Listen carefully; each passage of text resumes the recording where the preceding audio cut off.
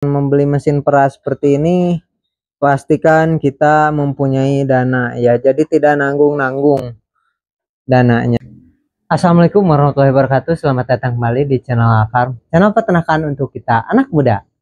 Kapan sih waktu yang tepat untuk kita membatalkan membeli mesin perah untuk melakukan pemerahan di kandang sapi perah kita menggunakan mesin perah? Untuk mengetahui info lebih lanjutnya, simak terus video ini sampai habis.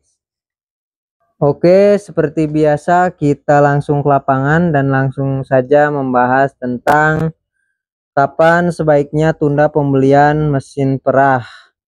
Karena sekali lagi kalau misalkan kita membeli mesin perah di waktu yang tidak tepat, itu tidak berfungsi sangat maksimal ya mesin perahnya. Malah menjadi menambah beban terhadap kita ya. Oke, tahap yang pertama yang harus kita perhatikan adalah dari jumlah sapinya terlebih dahulu. Misalkan kita mempunyai 3 ekor sapi atau 2 ekor sapi, itu sudah terburu-buru atau tergesa-gesa untuk membeli mesin perah. Saya harap itu kalau masih di 3 atau 2 ekor jangan terburu-buru ya, sabar dulu sambil menambah populasi dan nanti menabung dana untuk membeli mesin perahnya. Karena sekali lagi kalau misalkan kita membeli mesin perah ya di waktu yang tidak tepat, itu tidak akan berfungsi secara maksimal ya mesin perah yang seperti saya gunakan ini, dan malah menjadi beban atau pengeluaran dana tambahan ya.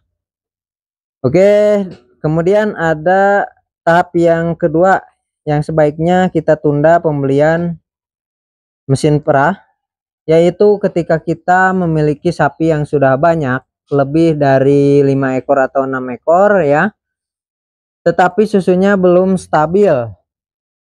Maksud stabil di sini mungkin dari segi produksi belum memadai, yang harusnya misalkan kembali balik modal di susu sapi perah kita itu harus 10 liter misalkan ya minimal, sapinya keluar 9 liter rata-rata gitu. Jadi kita harus tunda terlebih dahulu ya, karena nanti malah menambah masalah yang ada. Jadi kita harus selesaikan dulu bagaimana cara pemeliharaan sapi supaya sapinya ini menghasilkan susu yang stabil dan maksimal terlebih dahulu, dan nanti ketika sudah bisa kita kontrol produksi susu sapi yang kita pelihara, kita bisa membeli mesin perah. Kemudian ada yang ketiga, yaitu modal terbatas ya. Saya ingatkan lagi, kalau misalkan membeli mesin perah seperti ini, pastikan kita mempunyai dana ya, jadi tidak nanggung-nanggung dananya. Jadi kalau misalkan kita tidak nanggung dananya, itu proses pembelian mesin perah dan proses instalasi itu bisa sampai selesai dan bisa maksimal untuk digunakan di kandang sapi perah yang sedang kita pelihara gitu ya. Kalau misalkan dananya masih kurang ya sabar dulu, jangan tergesa-gesa, meskipun sapinya sudah cocok untuk diberikan atau digunakan mesin perahnya.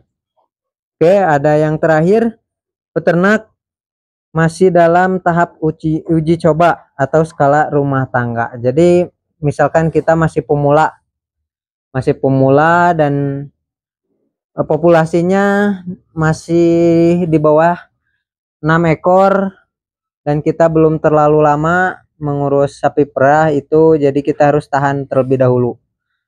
Kita harus bertahap terlebih dahulu, dari mulai mengerti dari cara mengelola misalkan pemeliharaan sapi, kemudian dari pola memberi makan sapi ya, dan yang lainnya. Karena di sapi perah ini juga bukan hanya kita cukup memberi makan untuk menghasilkan susu pada ternak sapi, tapi ada hal-hal lain seperti sapi perah itu harus birahi dan harus beranak setiap tahunnya.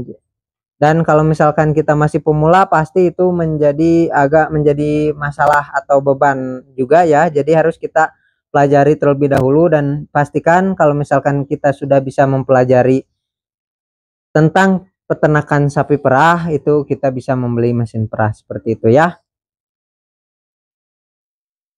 Mungkin untuk video kali ini segitu dulu.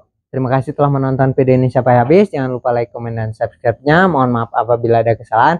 Wassalamualaikum warahmatullahi wabarakatuh.